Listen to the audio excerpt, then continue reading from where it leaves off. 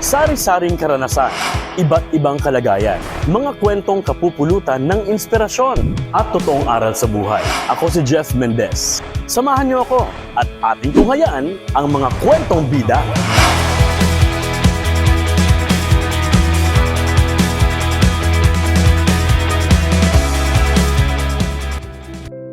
Sa edisyong ito ng Kwentong Bida, ating bibigyang diin ang dalawang uri ng pag-ibig na sadyang pambihira. Sa araw na ito ng mga bulaklak, tsokolate at matatamis na salita, ating ipagdiwang ang pag-ibig na dalisay at wagas. 56 na taon, ganyan katagal ang kanilang pagsasama. Mas mahaba pa kaysa sa karamihan ng ating alaala. Sa panahong wala pang cellphone, social media, o video call, pinili nilang manatili. I am Dato Bimbo Quesada Sinswat, and as of now, I am 76 years old. I am Baymayan Ala Sinsuat. I am 73 years old. Yeah, we've been married for 55 years last October, going 56 inshallah. Well, actually, we are second cousins, no? Siya, nag-aaral sila sa Manila, ako dito sa Cotabato Girls Department. So, tuwing bakasyon, madalas itong nagpapasyal sa bahay kasi barkada niya yung elder brother ko. Our love story, is not an ordinary love story kasi kami yung ikinasal ng, yung sabi nga nila, parental arrangement. Ang papa niya at saka ang papa ko were first cousins, so second cousins kami. So in our case, yung Council of Elders ni Mayor nung biyanan ko was sent sa uncle ko, kapatid ni ama. So yun, nalaman ko na gusto nga nung papa niya, ako raw. So, ayun. We were married October 11, 1970. So, hindi talaga kami yung tipo na boyfriend, girlfriend. Pero after our wedding, dahil hinintay ko siyang magtapos, Octoberian graduate ito sa Manila. So doon na, sa Manila na kami, date. Parang knowing each other. Telegram. Madalas siya nagpapadala ng telegram. Tapos pag may umuwi sa Cotabato, nagpapadala sa akin ng love letter. Okay, that's true. Ganun lang kasi ang klase ng communication. By telegram, and kung may umuwi na from Manila, going back to Cotabato, sabi ko, abot yun ito kay Baymayan itong sulat ko. Ganun lang yung communication. Actually, kung lang yung, kasi during that time, nakasal na kami, no? Then, after many days, we're in Manila kasi di pa ako nakatapos na yung aking kurso. So, pinasama ko dyan sa Manila na yun lang, as a married couple, ordinary ko lang na Date, nag-sini kami, nagpasyal kami. Ayun sa labas.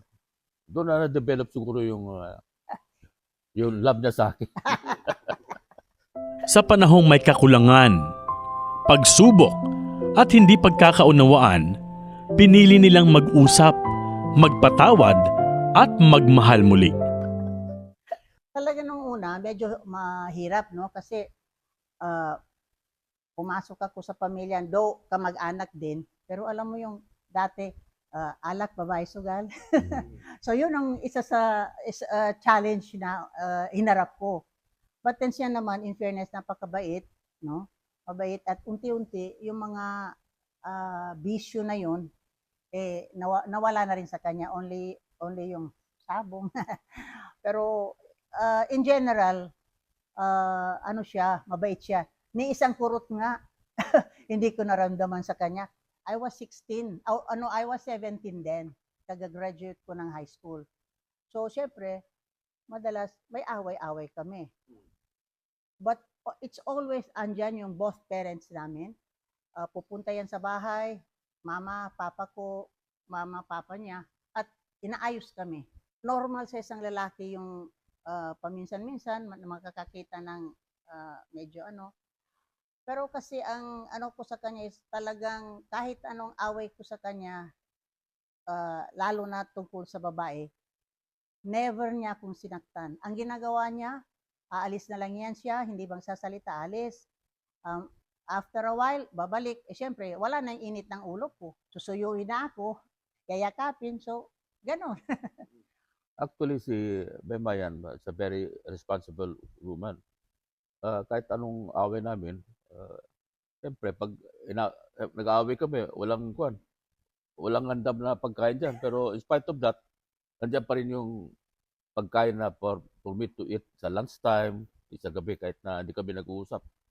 Tapos, yun nga, yung mga ganong klaseng maliliit na bagay. Pero talagang mahirap hanapin yun sa isang babae.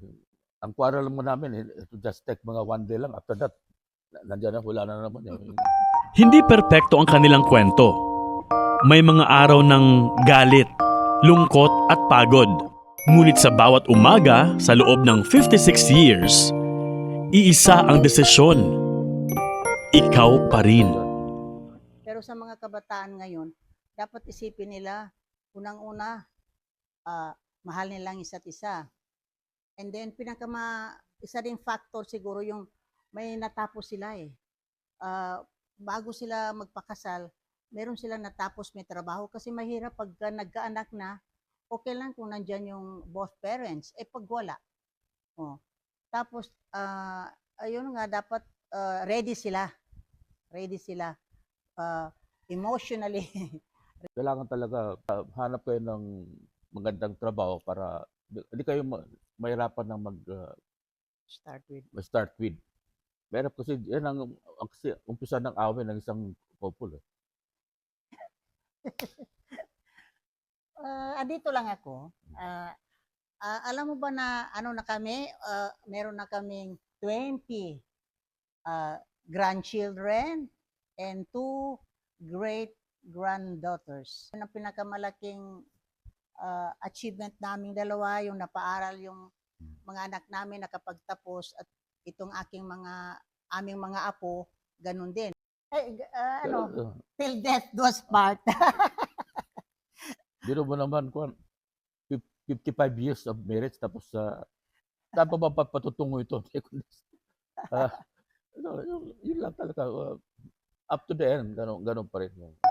Sa mundong mabilis sumuko, ang kanilang kwento ay paalala na ang tunay na pag-ibig ay hindi nawawala sa paglipas ng panahon, kundi mas lalo itong tumitibay.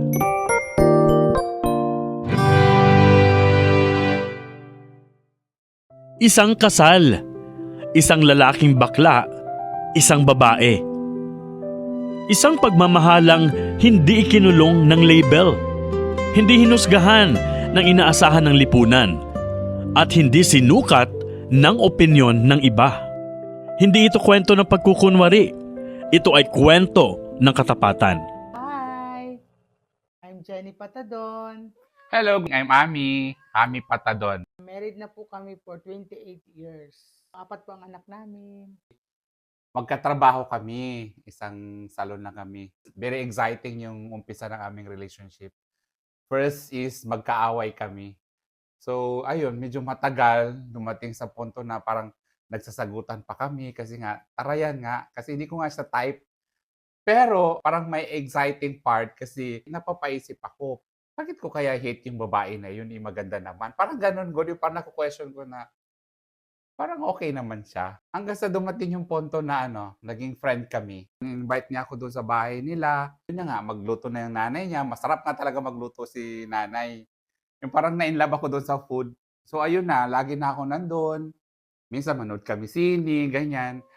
Pero nung may mga time manood kami ng sini, dalawa lang kami, parang iba yung feeling. Yung parang may kilig ako pag nasabi hinahawakan yung kamay ko. Parang hindi ko alam parang may something. Sabi ko, hala na, tomboy naman ako eh. Doon sa salon namin, may mga bully na.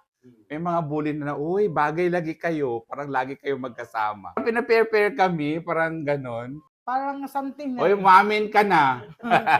Parang, ay, okay lang to. Kaya nga, minsan ginabully ako. Minsan hoy, ganun daw, girl, at saka tomboy. So, no, I'm not tomboy, no, hello. Pero yun lang talaga siguro, sabi na destiny. Sa isang lipunang sanay manghusga, pinili nila Ami at Jenny na magmahal ng tahimik, matatag at may pangunawa. Dahil minsan, ang pambihirang pag-ibig ay hindi tungkol sa kung sino ang gusto mo, kundi kung paano kayo tumayo para sa isa't isa. Actually, hindi ako bet ng nanay niya, Sir Jeff. Pero pinaglaban niya ako. In fairness naman din. Early 1997, birthday ko yun. So, nagyaya kami, naligo kami sa beach, sa Parang. So, doon, yun yung time na nagsabi ako sa kanya na gusto ko siya. Nag-okay naman siya. Birthday niya, February din. Nagpaalam siya sa parents niya. Actually, ayaw ng parents niya. Actually, ayaw niya talaga. Ayaw ng parents niya kasi Bisaya nga ako, tapos siya, ganun, bakla pa siya. Pero something like that. Bali, sabi kasi ng nanay niya is magbayad ka pa ng boarding house. So, why dito ka na lang magtira doon sa isang bahay ng tita niya? So, magkatabi lang man din. So, hanggang sa yun na, doon ako tumira. So, siyempre, ganun na, pox-pox na. So, nung nabuntis siya, nagpaano na kami yun, nagpabasa na kami. Pero, yung basa pa lang na kasi nga, nagpaalam ako sa magulang ko is hindi pa masyado kasi nga, alam mo yun, Christian kasi siya, tapos ako Muslim. Matakot din ako, baka magalit sila sa akin. Kinasal kami 1997 din. 1997 din kami April. kinasal. April kami kinasal. Naging okay naman din. Yun na. Tuloy-tuloy na. Nung umpisa, di masyado tanggap na yung mother. So, pinatunayan ko naman na hindi ganon. Kasi ang maganda doon is yung tatay ko yung full support sa akin. Yun talaga is yung tatay ko is number 1 talaga yung supporter. Siya talaga yung gusto niya si Jenny, ganyan. Kagkampi sila. Alam mo, ang dami nagbasa sa akin, Sir Jeff, na yung mga kasamahan ko, yung mga kaibigan ko, hoy, yan si Jenny, kahit poste pag nakapantalon, papatulan niya yan. Kasi ko, wala akong pakialam sa inyo. Bakit? Sino ba kayo? Hindi naman kayo ang mag-ano. Ako naman. Ako naman kasi, may mga mangilan-ngilan na basher. May bading, sabi niya, wag ka na dyan, kasi magdating ang panahon, magtanda ka, maglabas din yung pagkabakla mo talaga. Sinagot ko lang siya na, if ever magdating mo yung mga ganong pagkakataon, kasi hindi mo natin alam, hindi mo natin ma-predict, no? Inasa sa tao naman yan. Sabi ko, wag mo muna, sabi ko, pangunahan. Kasi only God knows kung ano yung ano yung darating. Pero ang daming hirap, Sir Jeff. Promise. Pero siguro matapang lang talaga ako. Ay, ilang. Promise ko sa sarili ko, kaya ko to. Kaya ko to talaga. Kaya ko. Kaya kakayanin ko pa. Ang pag-ibig ay hindi iisa ang anyo, hindi iisa ang kwento, at hindi pare-pareho ang landas. Para kay Ami at Jenny, ang pag-ibig at pamilya ay hindi dapat sinusukuan. Ito ay patuloy na ipinaglalaban. So, amanin. Hala, Sana. natakot ako. Sana be good na. Wala, good Forever. naman talaga ako. Minsan, isipin mo rin yung kung ano ako sa buhay mo. At kung ano ako sa mga anak mo. Sana, maisip mo rin kung ano yung mga nagagawa ko, kung ano yung mga hard na pinagdaanan ko para tumagal ang pamilyang ito. Kasi hindi man talaga ito tatagal kung talagang hindi Of ko course, tinibayan hindi ang loob pwede, ko oo. talaga. Hindi pwedeng talaga. one-sided lang. So sana, one word lang. Mindset. Mindset lang. Yun lang talaga. Mindset. So, message ko lang sa'yo is, wag kang sumuko. Walang sukuan. Away lang tayo ng away, pero walang sukuan. Ganun lang yan. Wag mo akong sukuan. Kasi may mga time na masyado akong emotional. Minsan may mga time na matolero yung utak ko. So, kailangan kita doon sa mga part na yon. Wag mo lang akong sukuan kasi hindi rin naman ako sumusuko. For me, number 1 sa buhay ko is family. Family talaga. Without my family, wala ako. Ganun yun. Masisira siguro ang buhay ko pag wala ng pamilya ko. Ganitong mga pagkatao sa atin, madali tayong ma-out of focus. Pero pag nandun na yung ako, pamilya talaga yung center of my life. Gagawin ko lahat, ganun, para sa kanila. Minsan nakakalimutan ko na nga sarili ko para sa inyo. Ganun yun. Tuloy-tuloy lang ang laban. Tuloy-tuloy lang ang away at pati. Mula 56 na taong pagsasama hanggang sa pag-ibig na lumalampas sa kahon ng lipunan. Lahat ng ito ay patunay na ang pag-ibig, kapag pinili, ay nananatili. Ako si Jeff Mendez. At ito ang Kwentong Bida. Maligayang araw ng mga puso sa ating lahat.